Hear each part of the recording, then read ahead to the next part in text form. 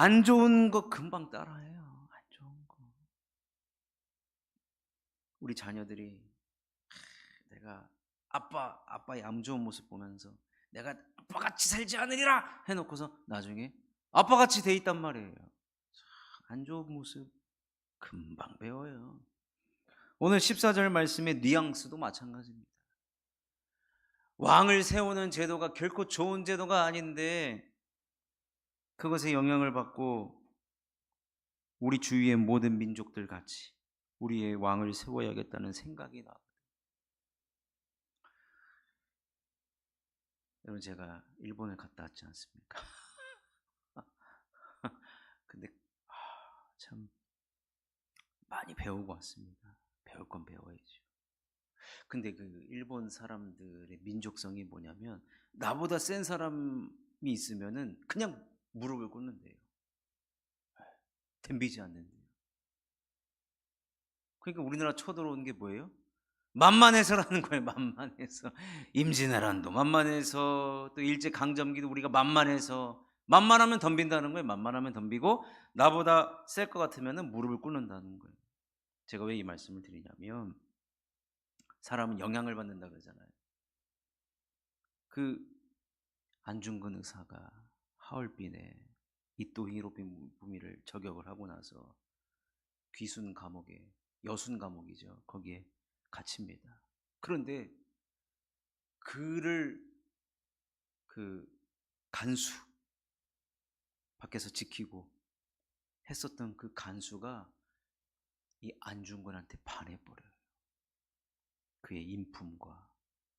아니, 이 사람이 우리나라의 아주 유력한 정치인, 최고의 정치인을 총으로 쏴 죽였는데 나쁜 놈의 자식. 근데 하필이면 내가 그 안중근을 맡게 된 거예요. 처음에는 엄청 욕을 했죠.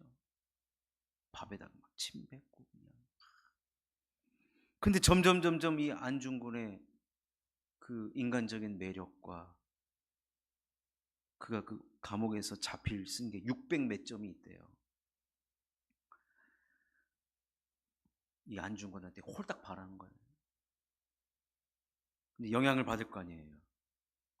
영향을 받다가 이 사람이 나중에요, 안중근을 자기의 신으로 모셔. 거기까지 가면 안 돼요. 사람은 영향을 그러니까 이제 그 일본 사람들 보니까 처음에는 내가 무릎을 꿇고 그 다음에 흠모를 하고 닮아가잖아요.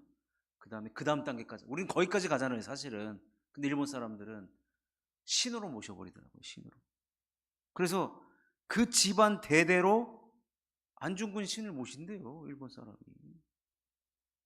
그리고 당연히 이순신도 일본에서 우리나라보다 훨씬 많은 연구 자료가 있고 일본에서 신이래요, 신. 제가 사람은 영향을 받는 존재다라는 것을 말씀드리면서 지금 말씀을 드렸는데, 우리 주위의 모든 민족들 같이 우리 위에 왕을 세워야겠다는 생각이 나거든. 그러면서 하나님께 요청합니다. 하나님, 우리도 왕을 세워주십시오. 근데 하나님은 야, 그거 안 좋은 거야. 아니, 내가 왕인데 나를 버리고 다른 왕을 인간 왕을 세우겠다고? 무엄하도다. 하나님은 그렇지 않았어요. 한번 해봐라. 한번 해봐라. 왜냐? 우리들에게 자유의지를 주셨잖아요. 선택의 자유의지. 그러나 그 선택은 누구의 책임입니까? 내가 지는 것이죠. 근데 오늘 본문에 등장하는 주변의 영향을 받아서 세운 왕, 그래서 이스라엘 초대 왕이 누구였습니까? 사울 아니었습니까? 사울. 결론적으로 사울은 사람들의 요청에 의해서, 사람들의 보는 눈이 뭐였습니까? 결국에는 외모였다라는 거예요. 결국에는 외모였다. 키가 컸잖아요. 사울이 키가 크고, 처음엔 사울도 성령 충만했다라고 성경에 기록되어 있습니다. 그러나 그가 인간 왕으로서, 인간 통치자로서 하나님의 통치와 하나님의 마음을 백성들 사이에서 연결해 주는 중간자의 역할을 감당을 해야 되는데, 그가 중간자가 뭡니까? 내가 하나님 위치에 있었기 때문에 그는 폐위가 된 것입니다. 철저하게 실패했죠. 그래서 오늘 본문에 등장하는 이 왕의 제도는 결국에는 하나님과 인간 사이의 중간자의 역할, 그 이상 그 이하도 아니다라는 거예요.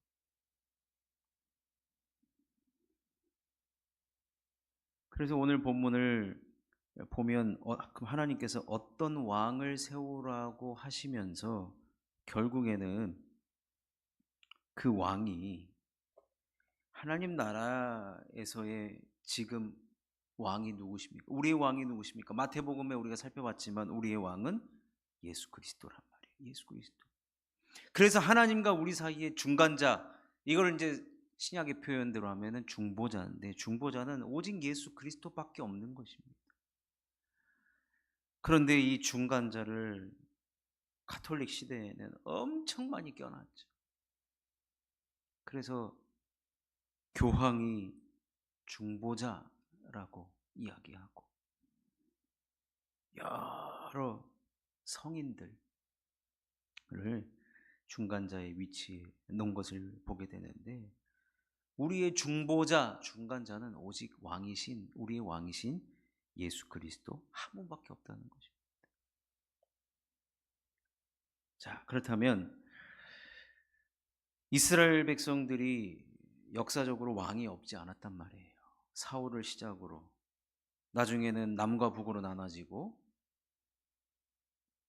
그럼 하나님께서 원하시는 그 왕을 세우는 방법, 결국에는 이것이 우리들의 신앙생활에 적용이 되는 것인데, 자, 첫 번째로는 인간의 요구를 하나님께서 받으셔서 허락하지만 하나님이 선택하셔야 한다는 거예요. 하나님이 선택하셔야 한다는 거.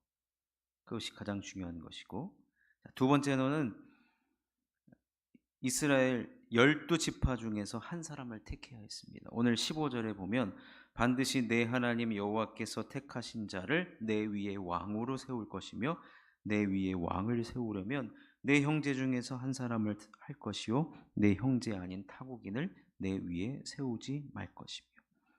왜 이방인이 안 되느냐? 당시 이방인들은 전부 다 우상을 섬기고 있었기 때문에 그래요. 그렇기 때문에 이 왕은 누구보다도 하나님을 철저하게 섬겨야 하는 신앙의 모델이 되어야 했기 때문에 이방인이 아닌 내 형제 중에서 한 사람을 택해야 했다는 거예요. 그래서 여러분, 이제부터 이스라엘은 정착을 하면 살게 된단 말이에요. 지파의 땅을 다 나눠줬단 말이에요. 이제는 정착이에요. 유목민의 생활이 아닙니다. 그럼 정착을 하게 되면 왕이 세워졌단 말이에요. 사울은 실패했지만 다윗은 성공한 왕이었습니다. 결국에는 열왕기상, 역대기 성경을 보면 당시에 왕이 하나님을 잘 믿으면 백성이 잘 믿게 되고 그 나라가 번영하고 부흥하고 번성한 것을 보게 됩니다. 여러분, 이것이요, 제가 군대를 가니까, 제가 이제 대대급 군대를 가니까요, 거기에 짱이 누구냐면 대대장이에요. 대대장이 기독교면은 교회가 바글바글합니다. 제일 높은 사람이 야, 주일날 다 교회 가라 그러면 다 와요. 그 한마디 영향력이 끝내줍니다. 근데 불자예요. 그러면 이제 곧 초파일이 돌아오잖아요. 불교 나가라 그러면은 저 기독교 그런 말도 못해요. 무조건 가야 돼요. 무조건. 대대장님 한 사람의 영향력이 300명 400명을 그냥 좌지우지합니다. 그래서 제가 기도했죠. 하나님, 제가 가는 곳에 대대장님이 기독교인이었으면 좋겠습니다. 딱 갔더니 기독교인. 근데 이제 바뀔 시기가 됐어요. 제발 기독교인이 와야 됩니다. 근데 딱 기독교인이 왔어요. 얼마나 감사한지. 그리고 저를 바로 위에서 이제 그 관리하는 이제 포대장이라고 했어요. 그 다이아몬드 세계 대위가 약간 뭐라 그럴까요? 조금 안 좋은 말이긴 한데 하여튼 좀 이상해요, 사람이. 자기 기분 안 나쁘면은 다 군장 차고 와가지고 막 연병장 막 돌리는 거예요. 그런데 그 사람이 어느 날 갑자기 저한테 조정현 그런 거예요. 그래서 왜 그러십니까? 막 군장 막 이제 운동장 뛰려고 하는데 넌 교회 가서 기도나 하고 있어. 남들 20kg, 30kg 이 가방 메고 막 뜀박질하는데 저보고 교회 가서 기도하라는 거예요. 교회 가서 왜 기도해야 됩니까? 했더니 저들의 안전을 위해서 너는 군정병이니까 가서 기도하거라. 예, 알겠습니다. 한 번도 저는 군장 메고 이렇게 뛴 적이 없어요. 그럴 때마다 이제 말 안 해도 가. 알겠습니다. 이 높은 사람의 위치에 그 영향력을 제가 이제 군대라는 하나의 사회를 제가 봤지만 이스라엘 사회도 마찬가지였습니다. 다윗의 시대에 얼마나 이스라엘 사람들이 하나님을 알아가고 경험하고 믿음이 성장했는지, 솔로몬 초기 때는 얼마나 이스라엘 백성들이 하나님을 가까이 여겼는지 모릅니다. 성전도 완공을 했고. 그러나 그 뒤로 갈수록 악한 왕이 나와요. 아합 같은 왕, 이세벨하고 결혼해가지고 아세라, 그 다음에 바알 다 우상 데리고 와가지고 얼마나 이스라엘 사람들을 피폐하게 했는지 모릅니다. 그래서 여러분, 이 한 사람이 사실은 중요합니다. 한 사람. 오늘 왕을 얘기하지만, 그래서 제가 예전에 한번 한 가정에 깨어있는 한 사람이 가정에 있으면 됩니다 라고 말씀을 드렸던 이유가 하나입니다.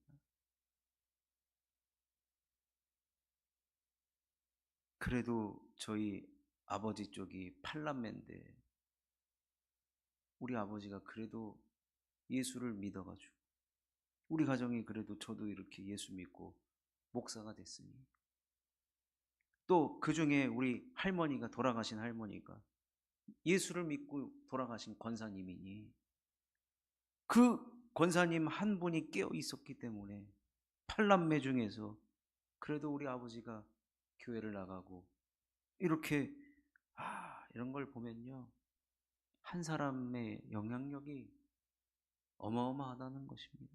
어마어마해요. 제가 일본 가서 들은 얘기를 해드릴게요. 일본 가서 들은 얘기. 우리나라 그 1800 후반에 그 명성황후가 그 민비 아닙니까? 세력 다툼을 막 하다가 저기 충청도로 도망을 갔어요. 충청도로 도망을 가는 신세가 됐습니다. 근데 거기서 이 민비를 이수정이라는 사람이 도와줘요. 먹여주고 채워주고 보살펴줍니다. 근데 이수정이라는 사람이 누구였냐면 그의 친구가 신사유람단이라고 가지고 일본에 선진 문물을 좀 배우고 오라고 신사유람단에 갔다 왔는데 그 이수정이는 그 신사유람단에 포함되지 못했어요. 근데 민비를 잘 보살펴주고 뭐라고 얘기하냐면 저 좀 다음번에 있는 신사유람단에 포함을 시켜달라는 거예요. 왜 포함시켜달라고 하냐? 제가 일본 사람들이 이 별을 개종을 하고 농사를 아주 그 좋은 방법으로 아주 맛있고 또 수확을 할 수 있는 그 개종법을 많이 일본 사람들이 가지고 있다는 거예요. 그래서 내가 그 얘기를 들었는데 내 친구가 그 신사유람단을 통해서 갔다 와서 얘기를 들어가지고 나도 배워보고 싶다고. 그래서 민비가 이걸 기억한 거예요. 그래서 이제 다시 한양에서 조금 정리가 돼가지고 한양으로 올라갔을 때 신사유람단이 간다고 할 때 이 이수정이가 생각난 거예요. 그래서 포함을 시킨 거예요. 그 이수정이는 약간의 이 개화파죠. 우리가 신식 문물을 받아들여야 된다. 그래가지고 이수정이가 이 농업 부분에 공부를 하려고 일본을 갔어요. 일본을 갔는데 거기서 일본 최고의 농업 박사 학위를 받은 그분이 유럽 가서 배우고 네덜란드 가서 배워오신 분인데 그분한테 이제 공부를 하는데 웬일입니까? 그분이 공부는 안 가르치고 예수 그리스도를 가르치는 거예요. 이수정한테. 그 일본 땅에서 네덜란드어로 복음을 받아들여요. 이 이수정이라는 사람이. 그러고 나서 하라는 공부는 안 하고 마치 이제 국비 유학을 간 건데 하라는 공부는 안 하고 예수를 믿고 거기서 무슨 일을 하냐면 한자로 된 성경을 한글로 번역을 시작합니다. 이수정이라는 사람. 그래서 우리나라 최초의 주기도문을 한글로 번역한 사람이 바로 이수정. 그리고 이수정이가 일본에서 미국으로 편지를 보내요. 우리에게 선교사를 보내어달라고. 그래서 그 미국에서 선교 편지를 받은 그 장로교 교단과 감리교 교단에서 선교사를 파송하는데 누가 오느냐? 아펜젤러와 언더우드가 오는 겁니다. 그래서 그들이 일본에 와요. 일본에 와서 이수정을 만나고 이수정이가 한글을 가르쳐줘요.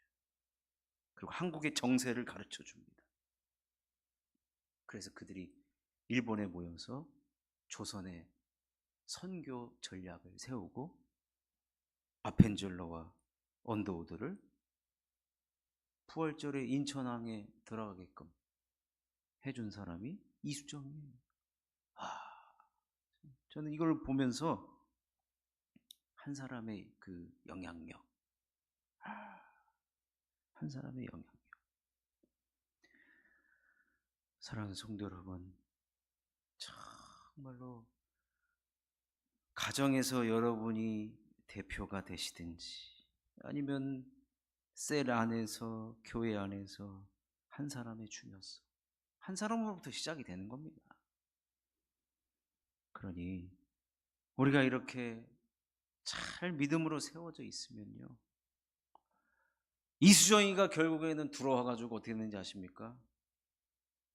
별것 이제 한국에 들어와서 뭐 했겠어요? 공부를 했어요. 그래도 나중에 정신을 차리고. 그래서 그 벽시 개종 이런 거에 대해서 그때 쓴 책도 있더라고요. 제가 보니까. 제가 뭐 읽어봤자 뭐 압니까? 농업에 대해서 제가 일절 무식인데. 근데 이수정이가 들어와가지고 복음을 전하기 시작해요. 이수정이가 알고 보니까 일본에 가서 보니까 자기가 언어에 탁월한 능력이 있다는 걸 알고 성경 번역을 시작을 하죠. 그러나 이 개화파라는 이유로 순교를 당합니다. 순교를 당해요.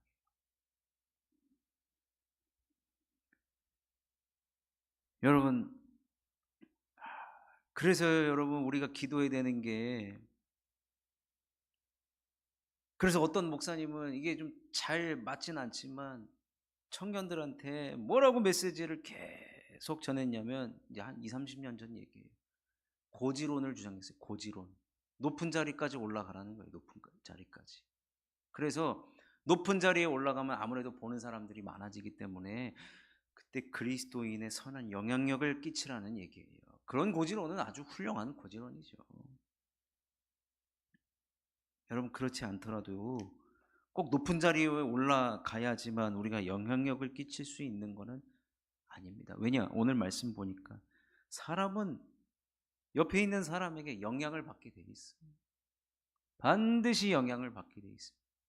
그런데 그게 나쁜 영향보다는 좋은 영향을 우리가 줘서 저절로 우리를 보고서 예수를 믿게 하는 것이 가장 좋은 전도의 모습이지 않겠습니까?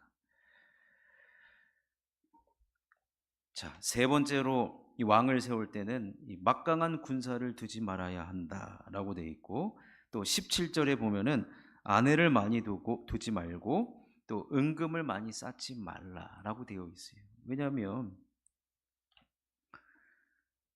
아무래도 이제 옆 나라를 통해서 왕의 제도의 필요성을 알다 보니까 왕이 결국에는 중앙 집권 아니겠습니까?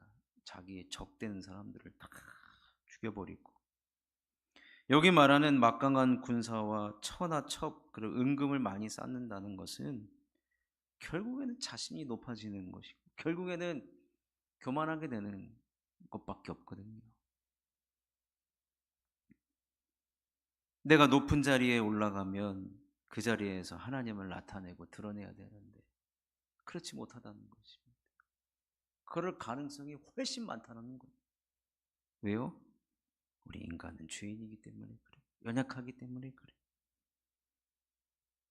따라서 여러분, 이스라엘이라는 사회에서 왕은 보여지는 존재, 즉 신앙의 기준이 되는 존재이었다라는 것입니다. 베드로서에 보면은 성경에서 우리를 뭐라고 얘기하냐면 왕 같은 제사장이라 했어요. 왕을 포함한 제사장이라 했거든요. 그러니까 저나 여러분이나 보여지는 존재일 수밖에 없다는 거예요. 보여지는 존재.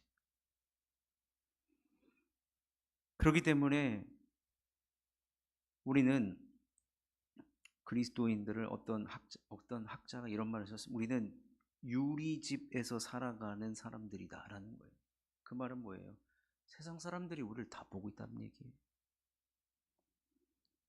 어떻게 살아가는가? 그리스도인은 어떻게 살아가는가? 다 보고 있다는 겁니다. 그렇기 때문에 그것이 부담된다고 해서 나 예수 믿기 힘들다. 난 예수 안 믿을래. 그러면 안 돼요. 우리는 보여지는 존재이기 때문에 그럼 우리가 해야 될 일은 오늘 18절에서 20절이 우리들의 해답입니다. 18절에서 20절 한번 다 같이 한번 읽어보도록 하겠습니다. 시작. 그가 왕위에 오르거든 이 율법서의 등사본을 레위 사람 제사장 앞에서 기록하여 평생에 자기 옆에 두고 읽어 그의 하나님 여호와 경외하기를 배우며 이 율법의 모든 말과 이 규례를 지켜 행할 것이라. 그리하면 그의 마음이 그의 형제 위에 교만하지 아니하고 이 명령에서 떠나 좌로나 우로나 치우치지 아니하리니 이스라엘 중에서 그와 그의 자손이 왕위에 있는 날이 장구하리라. 율법서의 등사본을 평생에 자기 옆에 두고 읽으라고 했습니다.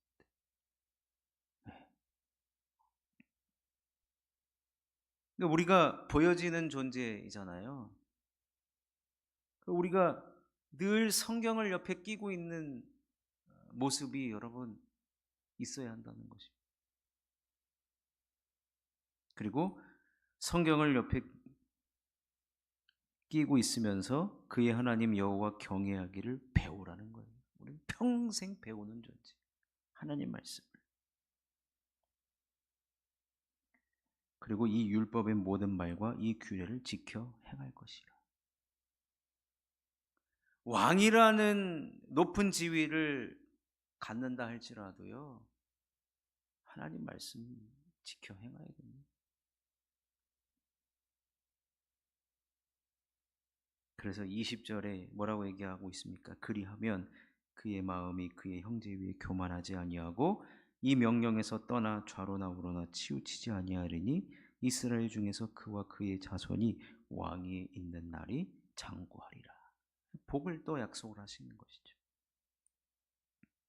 결국에는 우리가 왕 같은 제사장이라고 할 때 우리는 결국에는 신명기에서 반복적으로 이야기하는 것은 결국에는 율법을 지켜 행하는 것. 그것이 복받는 길이라는 것입니다. 왕 위에 있는 날이 장구하리라. 그러니 사랑하는 성도 여러분, 오늘날 이것을 우리들에게 적용을 우리가 계속 해봤지만 결국에는 우리는 하나님 말씀이 우리들의 평생 우리 옆에 끼고 있어야 된다는 거예요. 이거는 주님이 부르시는 그날까지 우리는 예외가 되지 않는다는 것. 내가 어떤 위치, 어떤 상황에 있다 한다 할지라도 평생 자기 옆에 두고 읽을 하나님의 말씀을 따르는 삶, 그것이 바로 왕같은 제사장의 삶이고 우리가 이 땅에서 하나님의 자녀로 살아가는 모습이라는 것입니다. 그럴 때 장구하다는 말은 오랫동안 그 왕위가 유지가 된다는 것이거든요. 결국에는 망하지 않는다는 거예요. 하나님 말씀 옆에 끼고 그 말과 규례를 지켜 행하면 반드시 하나님께서 도와주시고 은혜를 베풀어 주시고 복을 주신다는 것입니다. 말씀을 마치겠습니다. 오늘 왕에 대해서 살펴보았지만 결국에는 이 왕도 하나님 말씀 따라 살아가야 하는 존재라는 것이죠. 우리가 뭐 법 앞에 평등하다 이런 얘기를 하지만 하나님 말씀 앞에 누구나 예외가 없다는 것입니다. 누구나 지켜야 되는 것이고 누구나 따라야 하는 것이고 그럴 때 하나님의 나라는 공의로운 사회, 하나님의 말씀이 권위가 있고 또 그 말씀이 지켜지는 사회는 결국에는 복이 임하는 사회가 될 줄로 믿습니다. 우리도 말씀을 옆에 둠으로 말미암아 하나님 말씀을 지켜 행함으로 우리가 있는 곳이 어디든지 그곳이 하나님의 나라가 이루어지는 저와 여러분이 되시기를 주님의 이름으로 축원합니다.